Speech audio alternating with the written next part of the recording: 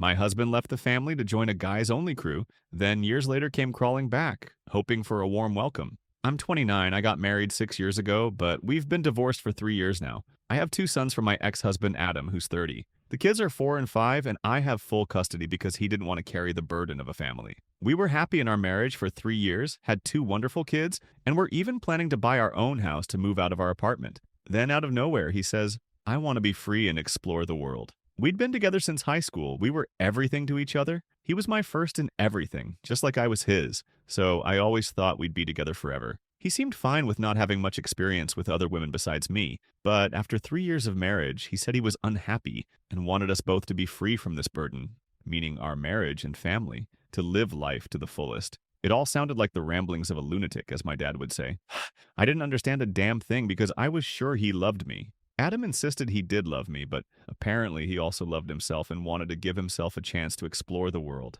I even offered to temporarily open our marriage, though it would have hurt me, but I was ready to do anything to keep him from truly leaving. He wasn't interested in that idea. He was set on getting a divorce to keep things fair. I was shattered after that talk because it came out of nowhere. When I broke down crying, he said everything would be fine, that we should trust in our love, and if we were meant to be together, he'd definitely come back to me. It was so absurd and unfair, but that's exactly how our marriage ended. One fine day, he just packed his things and left to explore the world alone, abandoning me and our two kids without batting an eye. I asked him what he thought would happen to the kids, and he suggested leaving them with someone I trusted and going off to travel, meet new people, and live actively to grow. I was in shock because, to me, if you bring kids into this world, it's your duty to raise them, protect them, and meet all their needs. A parent can't just take off to explore life, abandoning their children. That's when I finally realized he'd lost his mind. So I stopped fighting the divorce and didn't contest it. It went smoothly because he didn't want anything and was ready to give up everything.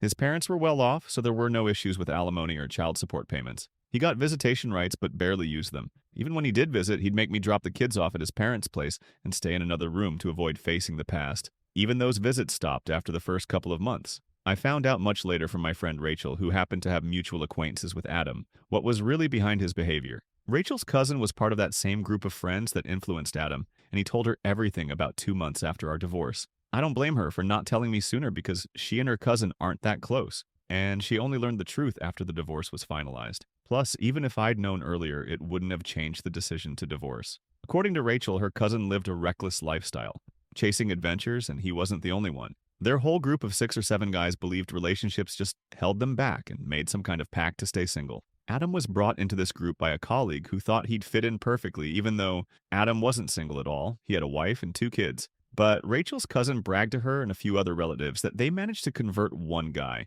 convincing him that a wife and kids weren't necessary, that he needed to shed that heavy burden to succeed in life. And that's exactly what Adam did. He got divorced and gave up custody of the kids to fully dedicate himself to their ideology. He boasted that their group was gaining popularity and that they'd managed to recruit someone into their ranks, meaning there was something truly powerful and convincing about their ideology. Curious, Rachel asked her cousin what this guy looked like, wondering what kind of man could abandon his family because of his new friend's words. When her cousin pointed to Adam in a group photo from some gathering, she put 2 and 2 together and immediately texted me as soon as she left the event. This all happened at some family gathering of Rachel's. As soon as it was over, she asked if I was ready to meet, and thank God I agreed. She rushed to my apartment and laid out the whole truth about what happened with Adam. I was furious when I learned the real reason my husband decided to leave. Turns out, he did it to fit into some damn clique and seem bold, free, and adventure-seeking. He abandoned his wife and kids for that crap. When it sank in that this was for real, I honestly thought it would have been easier if he'd just slept with someone else.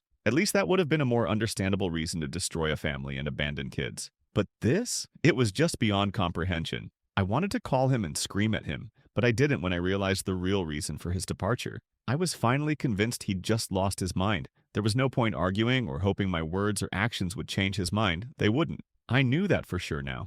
So I decided to make the most of my situation, raise my sons to be better men than their father, and work harder so they'd never feel abandoned. I hired a nanny and started working twice as hard to avoid bringing work home. As soon as I got back, all my time was for the kids. My parents helped a lot, and even my ex-in-laws tried to help sometimes, but minimally, probably out of shame for what their son did.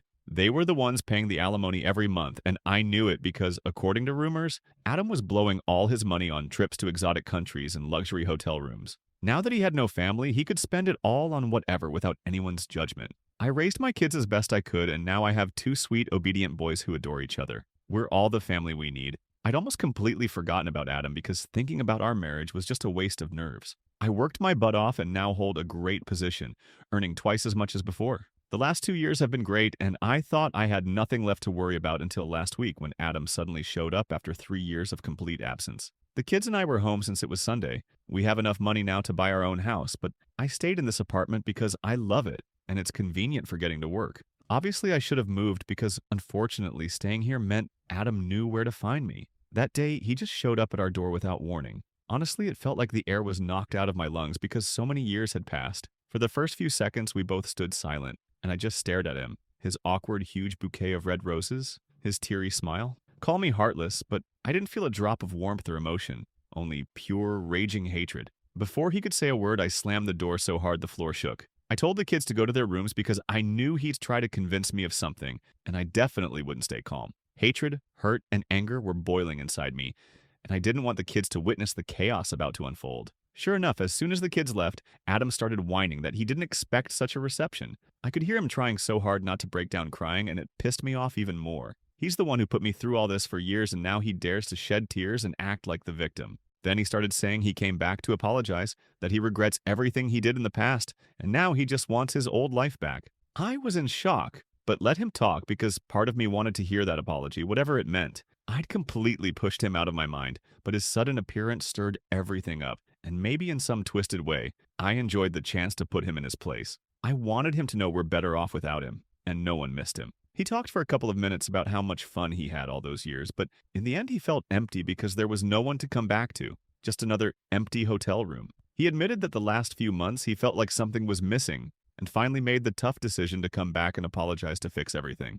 Turns out the thrill of traveling and exploring life with his new group of friends wore off after a few months, but he kept clinging to that lifestyle because he was afraid to come back. He thought since he'd sacrificed so much for it, he had to stick with it to the end. But now he just wanted everything back. The more he talked, the more I wanted to open the door and punch him in his stupid face as hard as I could. I couldn't listen to this nonsense anymore, so I told him to leave us alone and that I didn't want to see or hear from him again. But Adam being Adam, he was sure that if he kept talking and begging at the door, he could change my mind. At some point, it started getting on my nerves and the kids needed to be called for dinner, so I just banged on the door and shouted that we're not his family anymore and to get lost. That seemed to really shock him because I didn't hear him after that. While the kids were eating dinner, I immediately called my lawyer and told her everything that happened, just in case. Then I called my parents, told them about Adam's visit, what he said, and what I replied. They assured me I did the right thing in that situation and that I had nothing to worry about. I didn't call my ex-in-laws, I didn't know what to say to them, and I'm sure their son would tell them everything himself.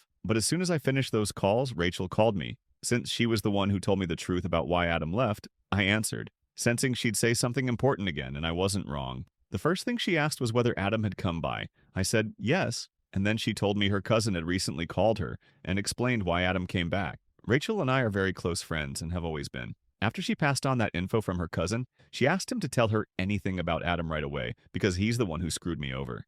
When her cousin found out about me, I think he suddenly stopped being proud of recruiting Adam. But I don't blame them. Adam's the only one at fault for being so spineless. Her cousin promised us he'd keep us in the loop about what's going on with Adam, and even reached out to me once to apologize. I forgave him. I had no issues with him, but we didn't become friends, of course. He'd tell Rachel what Adam was up to, so I knew what was going on with him all this time. By the way, after the divorce, he blocked me everywhere, and now her cousin contacted Rachel again to tell her the real reason Adam came back, and she relayed it all to me. Their group had a shared chat since they met. A couple of hours before Adam showed up at my door, he wrote there about what he was going to do. The guys seemed to support him, but Adam suddenly flipped out, accusing them of fake support. He yelled at everyone that they betrayed him because he sacrificed his whole life, left his wife and kids to live like them, and now he's the only idiot who actually abandoned his family to party with the guys. Meanwhile, the guys, by the way, have all started dating someone. They replied that it's unfair to expect them to stick to the same views forever, especially since their whole no-girls philosophy came from when they were young and dumb. Now most of them are around 30, and that lifestyle doesn't suit them anymore. In fact, a couple of them have been in serious relationships for over a year, and one's even engaged, so all their past bravado could be thrown in the trash, and the only one who really suffered was Adam because he was the only moron who believed all the nonsense they were spouting. In the end, a serious fight broke out between Adam and those guys, the same ones who once congratulated him for leaving me. Now they themselves want the life he gave up for them. And even though they seemed to support him when he said he wanted to fix things, that wasn't enough for him. He wanted them to apologize for making him leave his wife and kids. That's what sparked the whole argument. The guys refused to apologize, and rightly so. They just shared their views, but none of them ever told Adam he had to abandon us to be part of their circle. He would have had to give up the idea of traveling the world and living like them because he had responsibilities at home, me and the kids, but he still could have stayed friends with them. No ultimatums were given. He chose to abandon us of his own free will to live the life he thought he wanted, just to fit in with the group. And now he's doing the same thing. Now that most of those guys are in relationships, he felt the pressure again, wanted to be like everyone else. And that's why he came back, not out of duty or emptiness like he told me. When I heard all this from Rachel, I was shaking because I felt guilty for kicking him out, which is why I called my parents to hear that I did the right thing. If I'd known all this beforehand, he would have gotten it from me full force. But Rachel's cousin was swamped with work, and while they were discussing all this in the chat, he wasn't checking his phone, so he didn't know anything. When he later got free and saw the conversation, he immediately told Rachel, and she called me. So I found out all this after Adam's visit. But now that I know why he really came back, I've firmly decided I won't let him back in, and I'm not going to feel guilty either. He never once felt guilty for what he put me and his kids through, so why should I feel anything? He's just a terrible person, period. I braced myself for him trying to crawl back again, but it didn't happen. The next couple of days I heard nothing. I even asked Rachel to check with her cousin if he knew anything, but he said he had no idea either because Adam blocked everyone in the group, even Rachel's cousin, though he wasn't even part of the conflict and found out about it after the fact. That was a problem for me because if even the cousin is blocked, I'm completely in the dark about what Adam's planning next. Adam's the kind of person who'd discuss buying a damn pair of shoes with 5 people before doing it. He doesn't do anything without talking it out, and now that he's blocked everyone, I'm left in total uncertainty. So naturally, when my ex-in-laws called me 3 days ago, I was caught off guard and didn't know what to expect. They said they were calling to discuss what I told Adam when he came to fix things. I said I don't want him back, and that's that. But they started saying they've been paying alimony all this time and making sure their grandkids didn't need anything, so I have no right to say we're not his family anymore. We argued over the phone because they started defending him, and in the end, I just hung up. I keep replaying it in my head, but still don't understand what exactly I did wrong. I really don't think I did anything bad, but my ex-in-laws were right about one thing. They've been fulfilling their part of the agreement, and technically, Adam still has visitation rights. He just hasn't used them in a long time. I don't know what to do now. On one hand, I really want my kids to have a father, even if I manage fine on my own, so I don't want to take anything away from him. I'm not even sure if I have the legal right to do that. I just can't make sense of anything right now. All I'm thinking about is my kids. Was I wrong to tell my ex-husband that me and the kids are no longer his family after he abandoned us for 3 years? So, before we move on to the update and find out what happened next, I suggest writing in the comments your answer to the author's question. What would you do in this situation? Would you forgive this dreamer and insecure person or not? I'm also curious to hear from married men. How often do you think about doing what this woman's husband did? Because it seems to me a pretty high percentage of men think about it. Now, to the update. Update 1. Hi everyone. Thanks for the comments and support. I've decided to file an appeal to change the custody terms so Adam no longer has visitation rights. I don't know if it'll work or not, but it's worth a try. It's been 2 days since I posted my story here, and that's the advice I got from most of you, so that's what I'll do. My parents support me too. The fact that Adam and his parents pay alimony just means they've fulfilled the legal part of the agreement, but everything else has been on me. I raised my kids while he was out having fun with his buddies. He can't just pick and choose when it's convenient for him to be part of our lives and show up on his terms.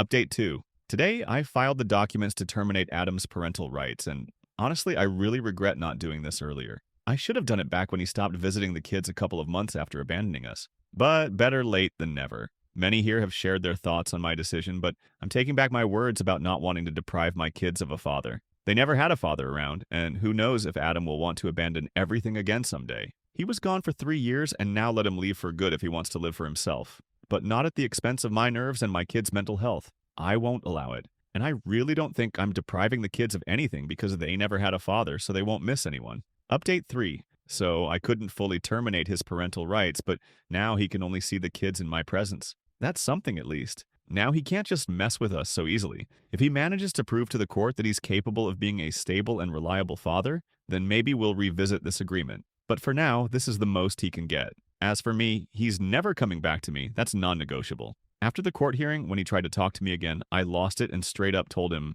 I know about his pathetic need to fit in with his crew and that he should marry his buddies because he's got no chance with me. If he weren't the father of my kids, I probably wouldn't even look his way. Then I just left with the kids, leaving him and his parents standing there with their jaws dropped. Damn, that felt good. So that's how things are now. I don't know what'll happen next, but I'm glad this at least turned out in the kids' favor. They're the only thing that matters to me. So now, if Adam somehow manages to become a normal, responsible father and takes on parental duties, maybe my kids won't grow up without a father, and maybe they won't have to learn to shave from internet videos. But if he tries to pull any more crap, he'll regret it big time. He's already messed with my head enough, but I won't let my kids go through that, no way.